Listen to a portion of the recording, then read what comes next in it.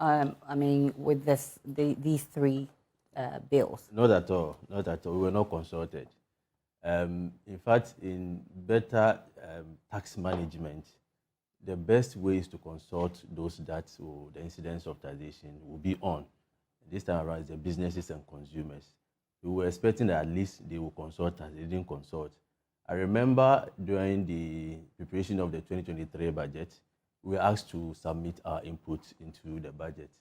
And we made it clear that looking at the number of taxes that we have now, it will be out of place to either introduce a new tax or increase existing taxes, which we submitted. I went to do the presentation on behalf of the chamber. So we were not expecting any tax. Then we saw this tax in the 2023 budget. It was just a line item, just a vague statement of growth and sustainability levy, and then excise duty and other things. Details were not on that. So even though we have seen it in the budget, we expected that when they were sending it to Parliament, the details will be made available to us, or they will consult us for us also to make an input into the taxes. Nothing of that sort was done. All that we saw was that it's been submitted to Parliament. Even that, we had to work on our own to get copies of it. But that is not the best way out when you want to engage businesses, when you want to develop your economy.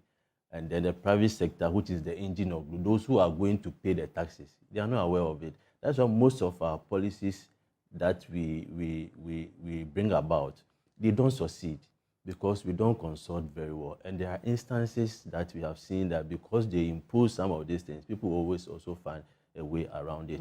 For me, it's not the best way. Yeah, finding a way around it, I'll be talking about that because we've accused the Indians, Chinese, Lebanese of evading taxes. I want to find out if this would actually, encourage some other businesses to follow that suit. But why are you opposing to this when government has actually explained to you that this is part of, requirements to actually get the country to get an IMF deal? I think the explanation is not sufficient. For me, how did we get to where we are now? I think we have talked about government expenditure and the extent of borrowing. And we've made it clear to government that this is how it's going to end us. It will get to a point where we cannot sustain our borrowing and our ability to pay these loans will not be there. So put a halt to it. Also check your expenditure also. It's two ways, either your revenue or expenditure. If you don't have enough revenue to support your expenditure, you cut down your expenditure. They were spending thinking that they will get the money. Where are you going to get the money? But government said that it had put hold on essential travels. It has reduced fuel. V8 were not going to be used by appointees. All these are also measures to cut down expenditure. It's not significant enough. If you look at the expenditure, it's not significant enough to make the economy sustainable when it comes to payment of loans. Secondly, in trying to resolve an issue or a problem, don't create another one that will be even more difficult for you to solve. It's as if everything is about the IMF loan. So they are not being sensitive to the plight of the businesses. If you want to tax me, find out whether I'm able to make the profit for you to tax. Find out the current environment. Are they supporting businesses?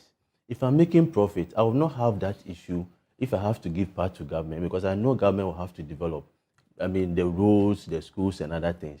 But we are in an environment where the policy rate, which is also the monetary policy supposed to support businesses, is also being inimical to the development of businesses. Policy rate is now 29.5. So if you want to borrow as business, you'll be paying around 40 to 45%. Just at the beginning of the year, we've seen utility prices going up. Water went up that high, electricity also went up, and then inflation is also going up. All these things, they are not in isolation. They work to increase the cost of doing business. So already businesses are suffering. If you have your revenue and you take out the cost, you realize that you have nothing. And the little that you have, they are saying that I'm going to tax you growth and sustainability levy. Where are you getting the growth from? Who is giving you the growth? It's the private sector. So if I'm not doing well, how are you going to get that money from? Then after that, you go and pay your corporate tax. Why? Multiplicity of taxes. If you're an economy and you want to develop, you don't develop by imposing taxes on businesses. You develop by making them productive, empowering them, using tax as an incentive to develop the private sector. In other countries, taxes are being given as an incentive, to businesses to develop. So we give you a tax exemption looking at your contribution to GDP. Here, everything is just tax. And for me, it's an easy way of generating revenue.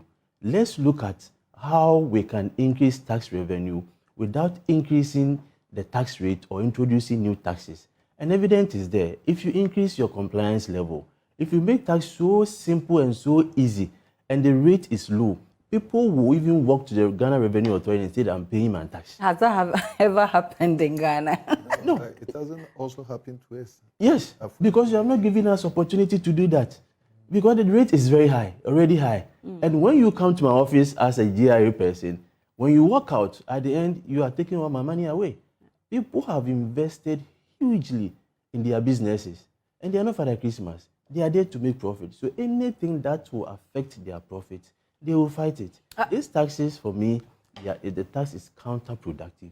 It's inimical to business. It's anti-businesses. And I don't think that we should even be here discussing this tax, because in the end, it's going to kill businesses, and businesses will have no option than to lay off people.